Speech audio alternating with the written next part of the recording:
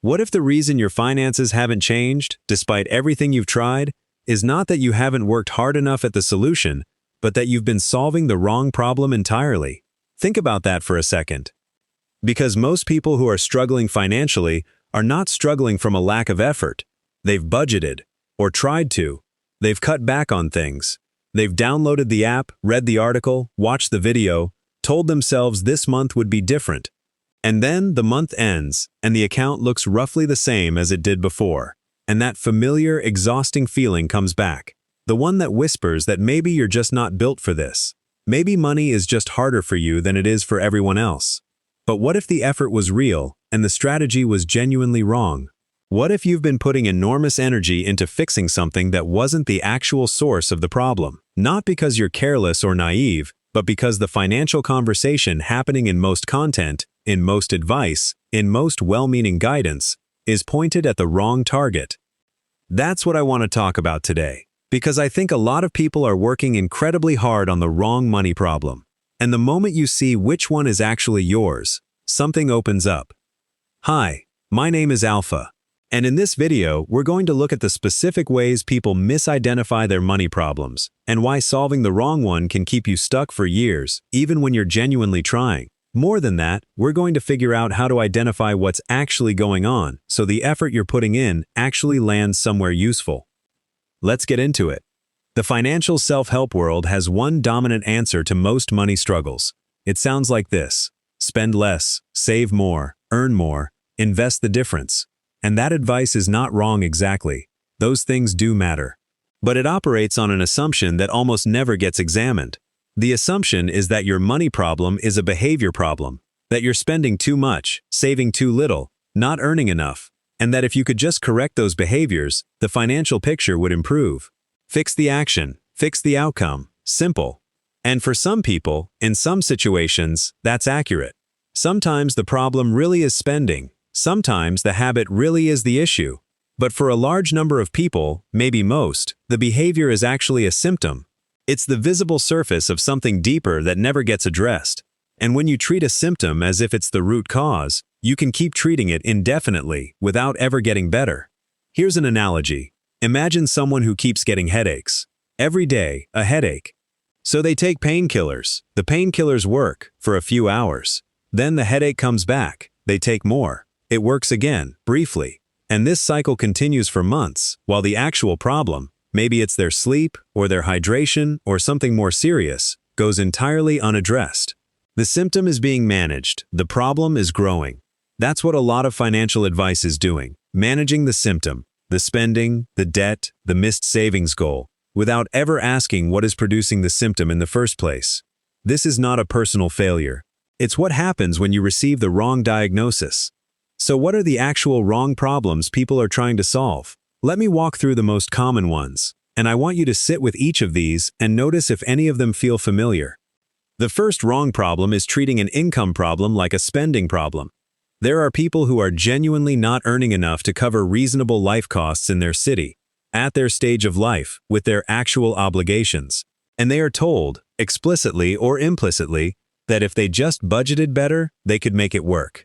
So they cut their grocery bill, they cancel subscriptions, they meal prep and bring lunch to work and stop going out. And they still can't get ahead, because the math doesn't close. Not because they're doing the budget wrong, but because the gap between income and essential expenses is too narrow to meaningfully change through spending cuts alone. Telling someone with a genuine income gap to budget harder is like telling someone who's running out of road to just slow down. It's not wrong advice exactly, it just doesn't solve the problem. If this is you, if you have genuinely cut the discretionary spending and the numbers still don't work, the problem may not be discipline. It may be that your income needs to be the variable you work on. Not easy to hear, and not easy to solve overnight. But an accurate diagnosis of the right problem is the prerequisite for making any real progress. The second wrong problem is treating a structural problem like a motivation problem. This one is subtler, and I think it's more common than people realize. A structural problem is when the way your financial life is set up, the timing of bills, the default accounts you're using, the presence or absence of automation, the sequence in which money moves, is working against you even when your intentions are good. Someone who gets paid on the first of the month, has all their bills auto-draft on the 3rd, and then has to manually decide to save something from whatever is left on the 15th. That person is fighting a structural battle every single month. And they experience it as a motivation problem or a discipline problem because they keep intending to save and never quite doing it.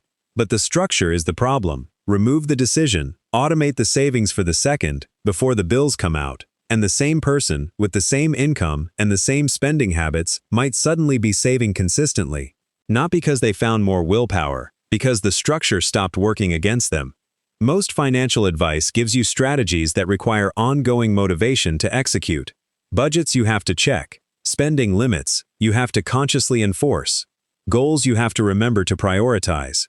And motivation, as it turns out, is a deeply unreliable resource. It shows up when things are fresh and new, and it fades when life gets heavy, which is exactly when the financial decisions matter most. Structure is what works when motivation doesn't, and most people have never been helped to build one. The third wrong problem is treating a clarity problem like a math problem. There are people who have done the math. They know the numbers. They can tell you exactly what they should be saving and what the compound interest would look like over 30 years. They've run the spreadsheet. And still, nothing changes.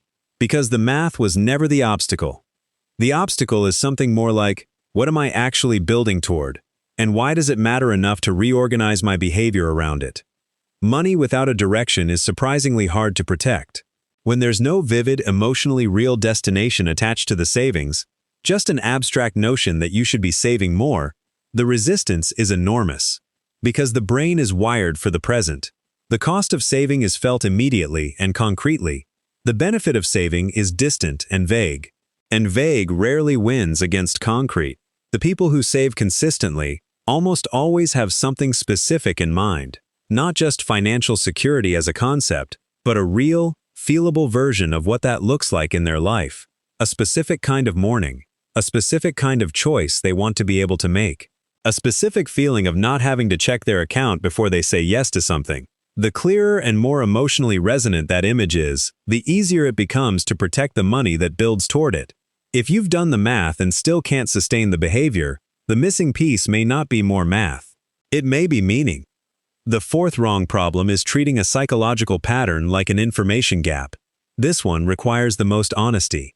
Some money patterns have nothing to do with financial knowledge or strategy.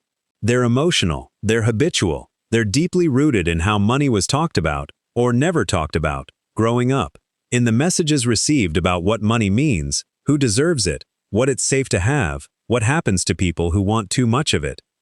There are people who unconsciously spend windfalls because holding on to money feels unsafe at a level they've never examined. There are people who avoid looking at their accounts because the anxiety of the number, whatever it is, feels more manageable not known. There are people who associate financial discipline with the kind of scarcity and tension that defined their childhood, and who resist it not because they lack discipline but because the association is painful in a way that has never been named. None of these patterns respond to budgeting advice. They respond to a different kind of attention entirely, and this doesn't mean everyone who struggles financially needs therapy. It means that sometimes the honest question to ask yourself is not, what do I need to know about money, but what do I need to understand about myself and money? That's a harder question, but it leads somewhere. Here's the shift that I want you to make coming out of this video. Before you adopt the next financial strategy, before you download the next app or commit to the next budget or set the next savings goal, take a moment to accurately diagnose what kind of problem you're actually dealing with. Is the gap between your income and your essential expenses genuinely workable, or does income need to be the thing that moves? Is your struggle with consistency a motivation issue, or is the structure of your financial life set up in a way that makes consistency nearly impossible?